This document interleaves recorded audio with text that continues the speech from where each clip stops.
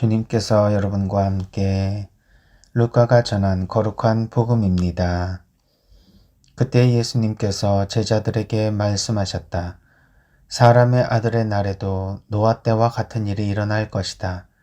노아가 방주에 들어가는 날까지 사람들은 먹고 마시고 장가들고 시집가고 하였는데 홍수가 닥쳐 그들을 모두 멸망시켰다.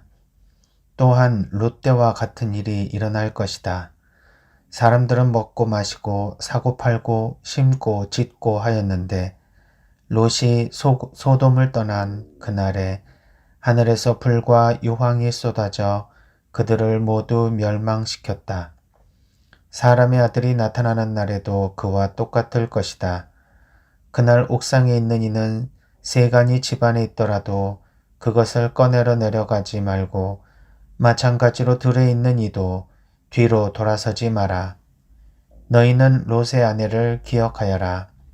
제 목숨을 보존하려고 애쓰는 사람은 목숨을 잃고 목숨을 잃는 사람은 목숨을 살릴 것이다. 내가 너희에게 말한다. 그날 밤에 두 사람이 한 침상에 있으면 하나는 데려가고 하나는 버려둘 것이다. 두 여자가 함께 맷돌질을 하고 있으면 하나는 데려가고 하나는 버려둘 것이다.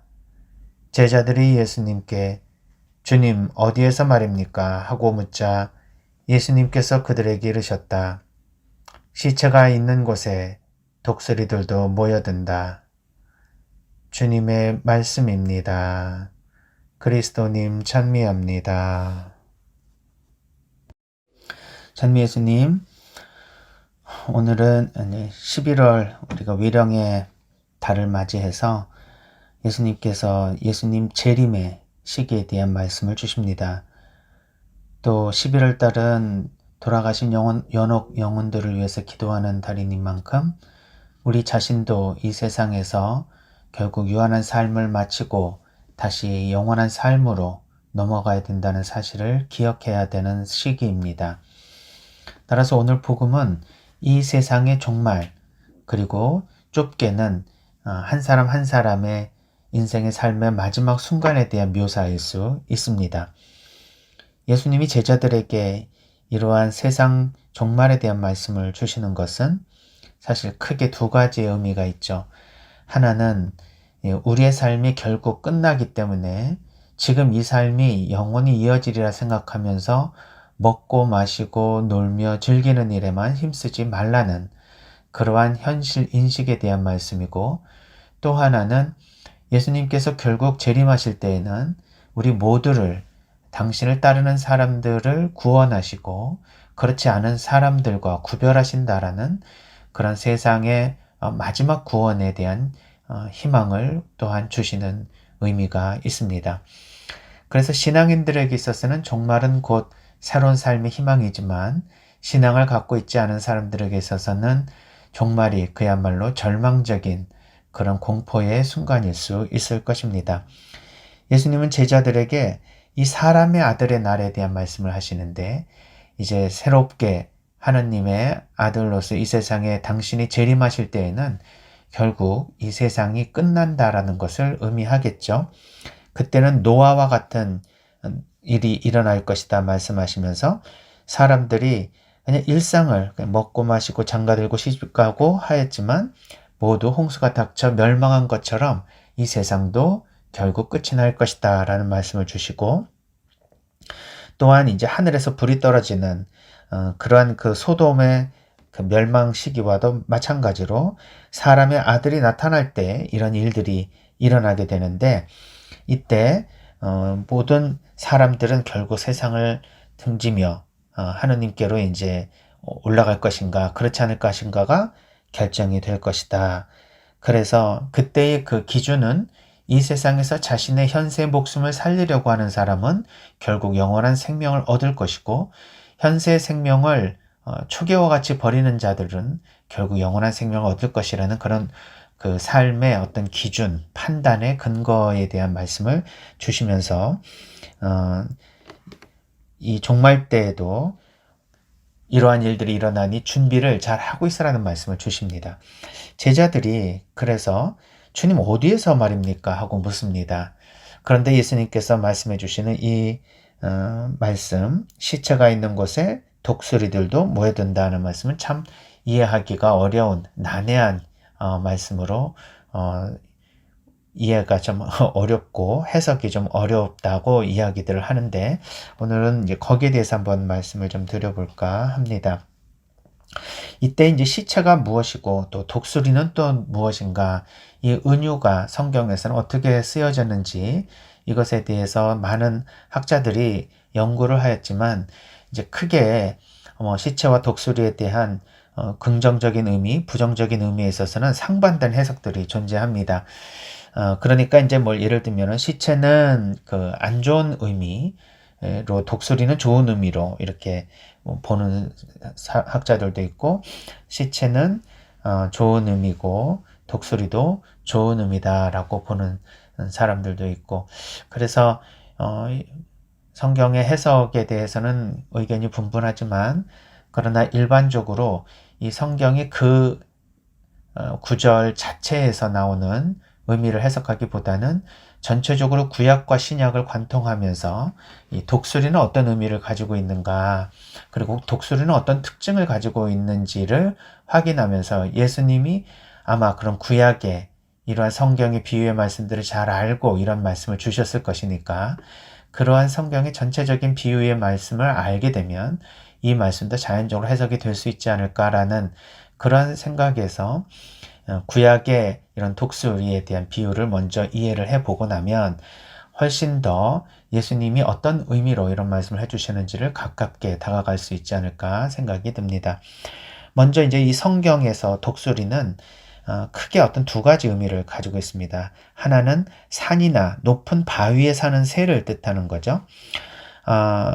이때 독수리는 항상 어떤 주검과 연결이 된 새입니다. 그러니까 독수리 주변엔 주검 또는 시체가 있다라는 그런 의미들이 성경에 나타나면서, 독수리 하면은 높은 곳에 사는 그러한 그 바위 위에 사는 동물, 그리고 항상 주검 옆에 있는 동물, 이렇게 의미가 두 가지가 나타나게 됩니다. 그런데 구약의 특히 욥기와 이사야서에서 나타나는 이 독수리는 결국 우리들, 즉 하느님을 따르는 신앙인들을 상징하는 경우가 있고요. 이때 높은 산 또는 혹은 높은 바위, 큰 바위, 이것은 예수님을 상징하게 됩니다.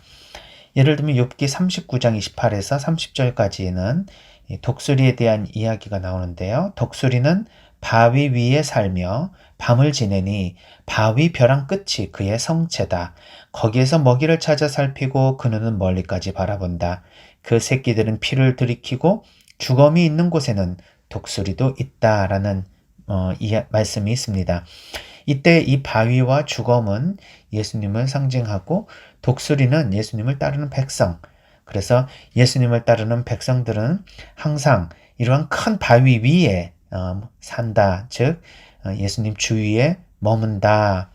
그리고 이때 주검도 결국은 이제 예수님을 상징하게 되는데, 좀 자세하게 이야기를 해보면 예수님이 십자가 고통을 당하시고 이 세상에 사흘 동안 땅에 묻혀 계시고 하늘로 올라가시기 전에 이 예수님의 거룩한 그러한 그 죽은 몸을 말합니다.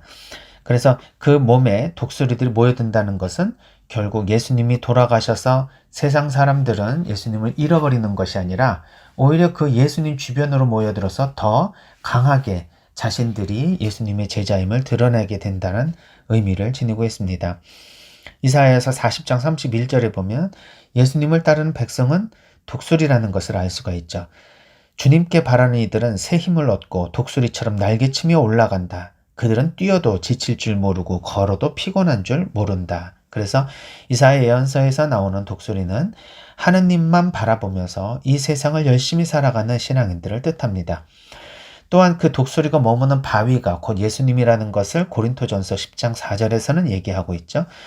모두 똑같은 영적 음료를 마셨습니다. 그들은 자기들을 따라오는 영적 바위에서 솟는 물을 마셨는데 그 바위가 곧 그리스도이셨습니다. 라는 말씀이 있습니다.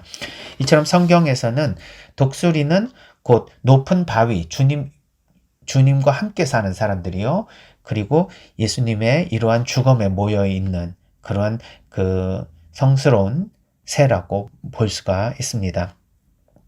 그렇다면 이제 오늘 예수님께서 이 세상 종말 또는 사람의 아들이 이 세상에 다시 오시는 이 재림의 시기에 시체가 있는 곳에 독수리들도 모여든다라는 말씀은 결국 예수님이 이 돌아가시고 난 그 죽음, 그 예수님을 향해서 모든 독수리들이 모여든다라는 것을 의미하겠죠. 어떻게 보면 이 재림하는 사람의 아들 주변으로 모든 사람들이 모여드는, 그런데 그 사람들은 바로 독수리죠. 예수님을 따르는 신앙인들이라는 뜻입니다. 그래서 이 세상 어느 곳에든지 예수님을 향해서 예수님을 따르는 사람들은 모여들게 된다. 즉 예수님이 이들을 거두신다는 의미로 이해해 볼 수 있습니다. 이처럼 이 죽음은 예수님이 돌아가시고 3일 동안 묻혀 있었던 그 몸을 의미합니다. 독수리는 결국 우리 모든 교회의 신자들을 의미하고요. 모든 민족을 왕으로 다스릴 몸, 즉 예수 그리스도에 우리들은 모여들게 되는 것이 바로 이 하느님의 나라, 예수님의 재림의 큰 뜻입니다. 그렇다면 이 부활 사건과 예수님이 다시 이제 이 세상 종말의 재림으로 오시는 그날의 사건이 어떻게 연결이 되는가?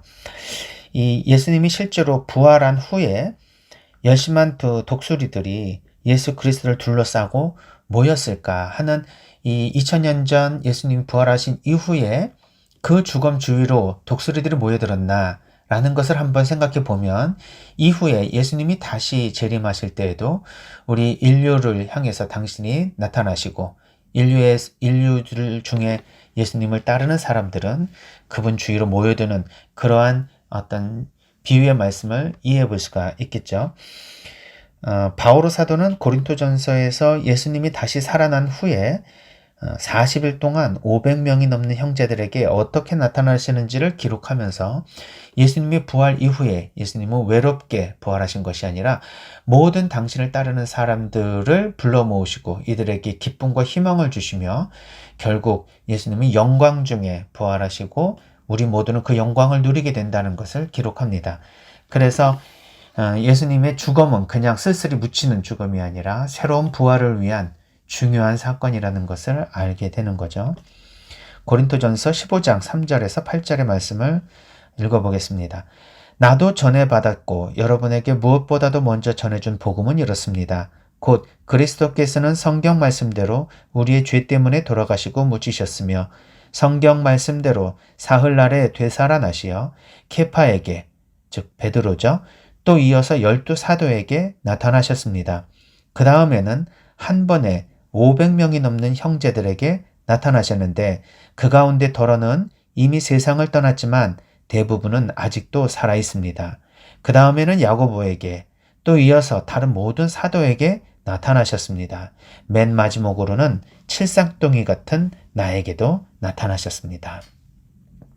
이처럼 예수님이 돌아가시고 난 다음에 부활하셨다. 예수님의 이제 이 죽음이 결국은 그냥 영원한 죽음이 아니라 새로운 부활의 상징이니까 이 죽음은 곧 예수님을 상징하는데 이 죽음을 향해서 독수리들이 모여든 것이 아니라 이 고린토전서의 말씀을 보면 예수님 자신이 이미 부활한 몸으로 이렇게 우리에게 나타나신다면 우리는 예수님이 먼저 나타나셔서 우리가 그분의 부활을 알 수 있게 되었다는 것도 의미하겠죠. 따라서 우리가 예수님을 찾을 필요가 없습니다. 예수님은 재림 때 분명히 우리에게 먼저 당신을 계시하신다는 사실도 충분히 이 말씀을 통해서 우리가 빗대어 이해해 볼 수가 있습니다. 따라서 오늘 복음은 세상 종말에 대한 경고이면서도 그리스도를 믿는 사람들에게 대한 기쁨과 희망의 메시지입니다. 제자들이 예수님께 주님 어디에서 그런 일이 일어납니까? 하고 두려워서 묻자 예수님은 시체가 있는 곳에 독수리들도 모여든다 하신 이 말씀을 통해서 어떤 말씀을 이 안에서 하시려고 하는가 하고 의문이 들었지만, 사실 세상 모든 곳에 독수리가 예수님의 그런 그 부활하신 그 몸을 보고 모여들 수 있는 것은 바로 예수님께서 그렇게 해주시기 때문이라는 것. 그래서 먼저 죽은 이들은 남아서 죽음을 기다리는 우리와 마찬가지로 모두 희망과 기쁨을 가지게 될 것이고, 현재 우리도 살아있으면서 만약에 종말을 맞는다 하더라도 우리는 예수님의 기쁜 그런 구원과 희망의 메시지를 통해서 영생을 얻게 되리라는 그런 희망으로 이 세상의 어려운 이 신앙의 삶을 잘 살으라고 하는 위로의 메시지로 알아들을 수 있습니다. 이제 데살로니가 전서 4장 13절에서 18절까지 사도 바울은 이러한 이제 재림이 올 때 우리는 두려워 떨 필요가 없다. 이 세상 종말이 온다 하더라도 우리는 두려워할 필요가 없다는 말씀을 주시면서, 신앙인들은 바로 그렇기에 이 세상에서 죽음을 살아가는 사람이겠지만 결국은 영생으로 그 모든 것이 보상되는, 즉 오늘 예수님께서 죽으려는 사람은 살 것이요 살려고 하는 사람은 죽을 것이라는 말씀의 완성을 이 재림의 시기에 두고 있습니다. 그래서 우리가 이제 살아 있으면서 예수님의 재림이 오는 순간도 어쩌면 볼 수 있겠지만 세상 종말이 빨리 다가오는 것이죠. 요즘같이 이렇게 전 세계적으로 큰 그 질병으로 인해서 수많은 사람들이 죽어가고 기후가 변화되면서 점차적으로 이상기후로 인하는 천재지변이 많이 일어나고 있는 이 시대에는 이러한 그 재림의 또는 세상 종말에 대한 공포가 많이 휩싸이게 되고, 수많은 그런 여러 가지 그 세상 종말에 대한 예언, 이런 경고의 이야기들이 나타나면서 사람들이 많이 두려워하고 있는 것이 사실입니다. 근데 이런 세상에서 우리가 신앙인들은 어떤 삶을 유지해야 되는가? 마음을 오히려 편안하게 그리고 기쁜 마음으로 희망을 잃지 않고 계속해서 이 세상에서의 삶을 죽은 사람처럼 우리의 목숨을 잃기 위해서 살아간다면 결국 영생을 얻을 수 있다는 이 말씀으로 위로를 받을 수 있을 것입니다. 그래서 세상에 종말이 온다고 해도 하나도 두렵지 않은 것이죠. 데살로니가 전서 4장 13절 18절의 말씀을 마지막으로 들으면서, 사도 바오로께서 우리에게 종말은 이 세상 믿는 이들에게는 종말이 아니요 새로운 생명과 구원의 길이라는 말씀을 통해서 오늘 하루도 이 세상에서 힘든 하루하루의 삶을 살아가신 분들은 다시 영생에 대한 희망과 기쁨으로 이 모든 고통을 잘 이겨나가시기를 바라며, 하나님의 종말에 대한 말씀은 경고의 말씀 또는 두려움의 말씀이라기보다는 위로와 희망의 말씀이라는 것을 알고 감사하는 마음으로 하루를 살았으면 좋겠습니다. 데살로니가 전서 4장 13절에서 18절의 말씀입니다. 형제 여러분, 죽은 이들의 문제를 여러분도 알기를 바랍니다. 그리하여 희망을 가지지 못하는 다른 사람들처럼 슬퍼하지 말라는 것입니다. 예수님께서 돌아가셨다가 다시 살아나셨음을 우리는 믿습니다. 이와 같이 하느님께서는 예수님을 통하여 죽은 이들을 그분과 함께 데려가실 것입니다. 우리는 주님의 말씀을 근거로 이 말을 합니다. 주님의 재림 때까지 남아있게 될 우리 산 이들이 죽은 이들보다 앞서지는 않을 것입니다. 명령의 외침과 대천사의 목소리와 하나님의 나팔소리가 울리면 주님께서 친히 하늘에서 내려오실 것입니다.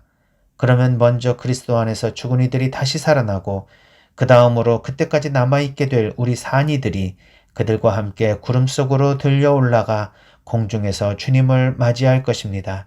이렇게 하여 우리는 늘 주님과 함께 있을 것입니다. 그러니 이러한 말로 서로 격려하십시오. 아멘.